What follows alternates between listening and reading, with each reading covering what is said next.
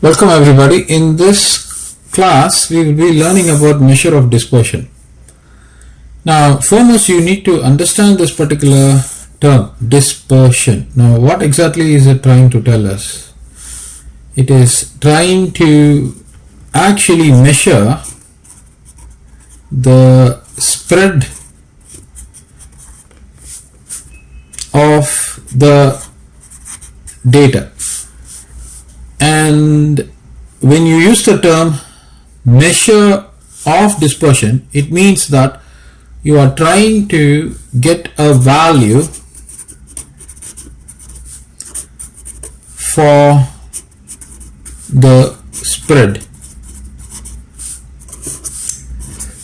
Now, the best way to understand is by an example. Now, imagine that you have 10 marbles with you. Now you have 10 marbles in your hand like this, and what are you doing is you are throwing the marbles. You throw the marbles onto the floor. Now when you throw the marbles onto the floor, definitely there would be a few marbles which would be clustered, and a few marbles would be a few distances, or I would say, I think distance is a better word, a few distance away from this cluster. But there would also be a marble which has gone far away. Now you got 4, 5, 6, 7. Probably I will put 8 here and 9 here, but there will be one marble which is over here. Now this is how the marble spread looks. Now this is visuals. Now you would want to measure and associate a value for this spread. Now from the center, this marble is at a certain distance, this marble is at a certain distance, this marble is at a certain distance, and this marble is at a certain distance. Now this is taken to be as a center. Now why is this taken to be a center? Because you got the maximum number of marbles clustered there. And similarly you have a marble over here, and you got another marble over here. So this is actually the orientation of the marbles when you cast the marbles out. Now what do I want? I want to associate a value to what I see. That is called the measure of dispersion. Now how do we associate a value? That is going to be this lesson. There is something called as range. Range is a tool that gives us an associated information about the orientation or about the spread. So this is one of the tools. Just visualize it in that manner.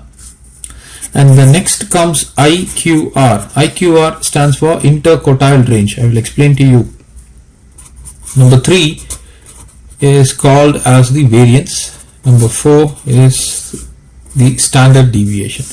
So all of these things you have to understand them to be as tools that gives us an understanding how exactly these marbles are located or spread about. Now you might be asking me, why do I need to know this? How exactly calculating or finding out the value gives me a real life understanding? That's a valid question, and I'm going to explain to you that. Now imagine you are going for a competition, and that competition is to lift dumbbell, right? So there is a dumbbells competition. That means you have to hold the dumbbell and you got to lift the dumbbells. So you got two dumbbells. So dumbbells is a weight that is used for arms training. This is how it looks. So you got dumbbells in this fashion, right? So they hold it in both the hands and they lift it. Now, before you could enter the competition, you want to find out the measure of dispersion. How is this going to help you? Now, what are you doing is, you are smart guy, you are a smart person, you're a smart man. So what you want to do is, you want to study the data of competitors, right? Now, what is the data that you have been provided with? You've been given the following information. So that is 24 kgs, 20 kg, 22 kgs, 25 kgs and 23 kgs. So this is the data that is given to you. Now, this is the information that is going to help you to win this competition. Now you may be asking me, how is it possible? These are just numbers. How can these numbers provide me with the all important information that would help me to win? Okay, that's a valid question and I'm going to answer that question now. Now what are you going to do is, you are going to utilize these tools one by one to actually find out what you should do. You should do to win. Many times people just ignore or brush these things aside, thinking that these are numbers, but numbers are the most precious thing that gives us that important key. Now I'm going to start with the first one, the range. How is this range calculated? You need to know. The range is calculated by this formula. The maximum value, or in this case you can say the largest value minus the minimum value, or you can say the lowest value. Now what you do is, you arrange this data that you've got from increasing order. That's the right word to say. So I'm going to start with 20, and after 20 comes 22, then you have 23, then you have 24, then you have 25. So from the minimum value to the maximum value, or from in increasing order. Now what is the largest value you have? 25. What is the smallest value you have? 20. 25 minus 20 gives you what? 5. And what is this unit? It's 5 kgs. Now what inference can you draw? What is the meaning of this inference that you can actually see here? Let me give you the conclusion.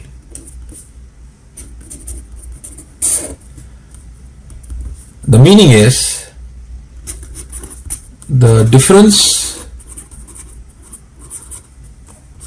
between the top lifter and the mediocre lifter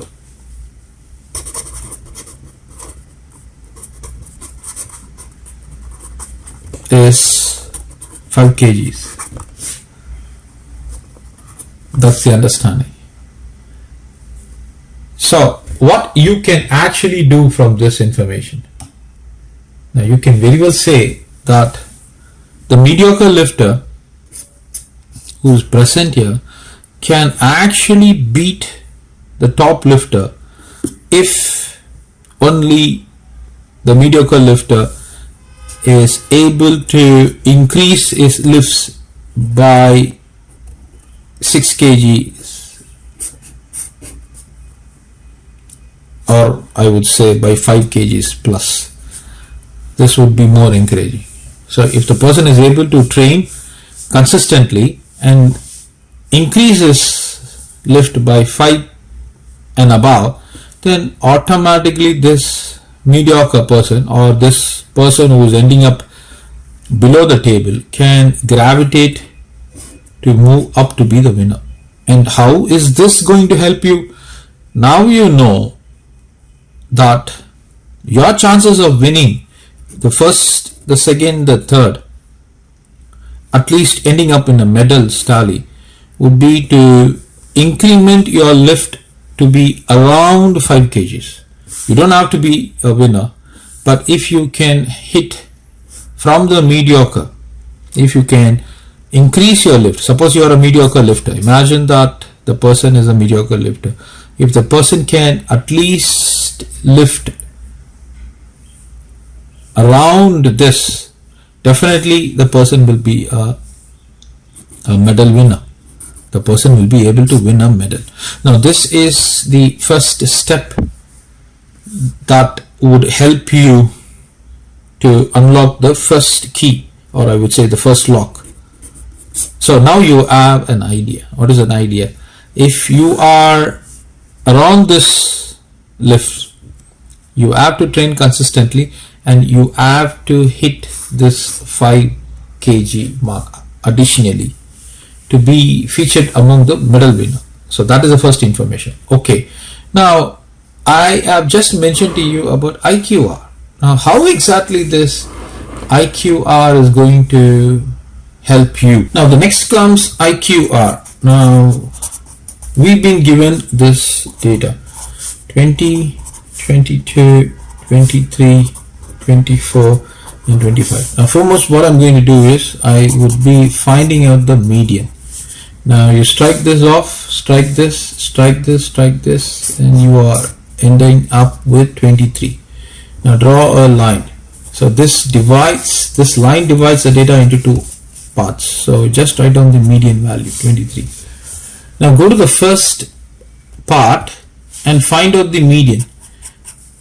Now that median value is called as Q1. So there are just two values. So you add 20 with 22, divide by 2. You get 42 divided by 2, which is going to give you 21. So Q1 is 21 kgs. Right? Now go to the other part over here, the rear end. This is called as Q3. Now what have we got? You got two values. So add them, 24 with 25 divided by 2. This is 49 divided by 2. This is 24.5. So this is my Q3. Now to get IQR, you have to subtract from Q3 Q1. So what is Q3? 24.5. You take away 21. What do you get? You get 3.5 kg. Now what is the understanding that you can draw from here? The first and foremost thing, this is a small value. Now if this value is small, then it would mean that most of the data that we have got, most of the people who are lifting, their lifts from the other person's lifts would not be much of a difference. Say for example, if one person is lifting 20 kg, the other person would be lifting around this 20 kg. In other words, the other person would not be lifting say 50 kgs. So this is a huge difference. So IQR gives us that information. Now let me move on still further. Now the other inference would be 50% of the competitors would be lifting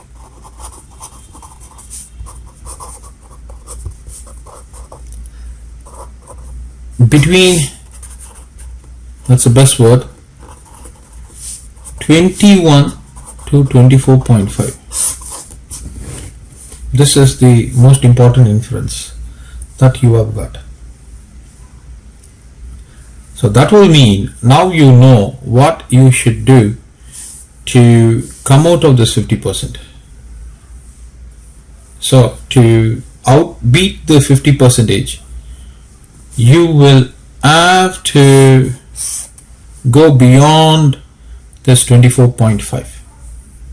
So it can be 24.6, it can be 24.7, it can be 24.8. So that is the information IQR gives us. So it is targeting the 50% of the competitors and provides us with that information where or how this 50% would perform. And in this case, their performance would be between 21 to 24.5. So the take home point is, if this difference is small, then the data are closely clustered.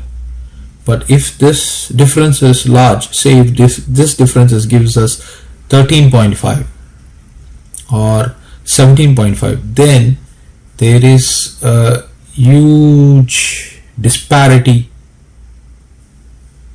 in the lifts produced by the competitors. So that is what the IQR gives us.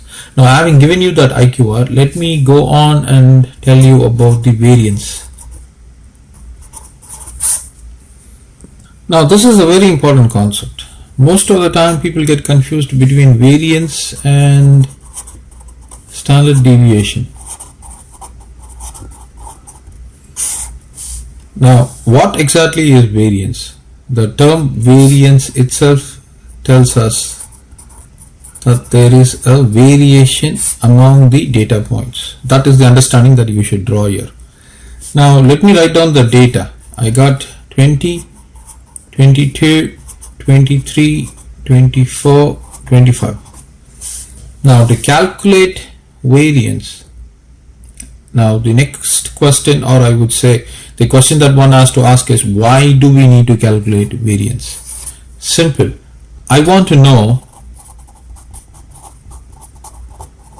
if there is a variance or there is a variation among the data points. I want to know this. If the variance is small, then there isn't much distance or there isn't much spread among the data. But if the variance is large, if the variance value that we are going to get, if it is large, then there is a large disparity. There is a large spread among data. Now we will do some questions, related questions, because the more examples we do, the better understanding we get. So having given you that information, what I'm going to do is, first we have to calculate the mean, x bar. So add up this and you divide by 1, 2, 3, 4, 5. So if you were to do that, you would get the average to be 22.8 kg. So on an average, this would be the lift that people are able to raise. So this would be the dumbbells that people are capable of lifting. So when we talk about average, we're talking about the majority, right? But the majority does not mean that the winner is present here. This gives us the information that if we are lifting around 22.8 kgs, then we are considered to be average. Now if you want to be considered above average, what you should do? You should lift greater than 22.8. So that is an inference that will help you. Now, having got the mean, that is not the end of the story. Now, when you subtract 20 minus 22.8, you're getting a negative value. Now, we can't handle negative values and arrive at a positive conclusion. So what do? We square that. So if you were to square that, you get 7.84. That is the reason that we are actually looking at the variance first. So the variance is the first step that helps us to get closer to a perfect understanding of the data. So having got that, let me just go on and perform this. 22 minus 22.8, 22 minus 22.8, I take the square, and that gives me 0.64. And 23 minus 22.8,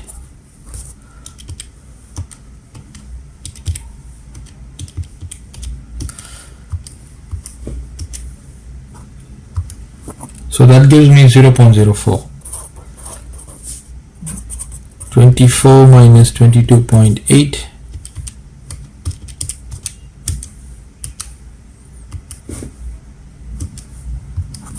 that gives me 1.44, and the last value is 25 minus 22.8,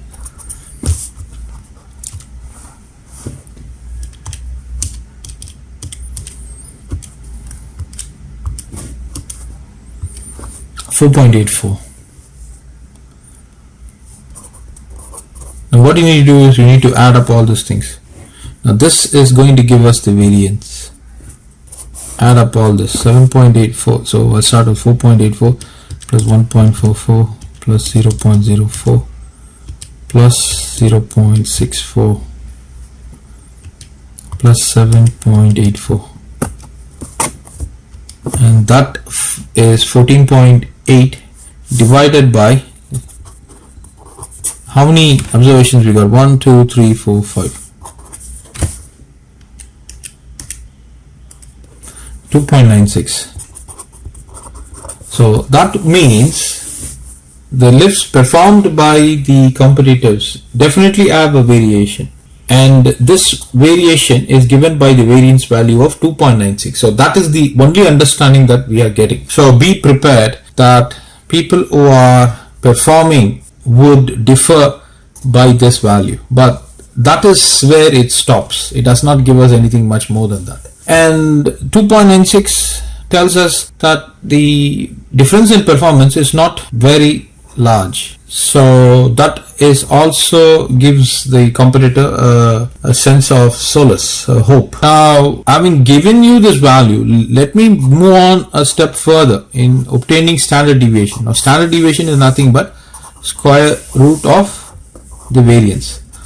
Now, why are we getting the standard deviation? 2.94. Now, this would mean how exactly the data that we have differs from the mean. So, if someone were to ask us why do we need standard deviation, on an average, let me write this down. If I were to take the square root of this, so this is giving me 1.72. Conclusion that I can draw here is on an average, the lifts of competitors are about 1.72 kgs away from the average lift. So what is the average lift? This is the average lift. So if you are calling a person to compete, to perform, or his lift would vary from this average lift by 1.72. So most of the people would differ from the average lift by 1.72. Now what does that say? That tells you that if you are able to lift greater than say 22.8 is the average lift. Majority would be lifting around this, plus or minus, of course. So I'm taking the plus value. This is what I'm getting, 24.52. So if you can increase your lift by even 0.1, then you have a higher probability of ending up with a medal. Position 1, 2, 3. I will go up and do some questions for even more better understanding. Thank you, everybody.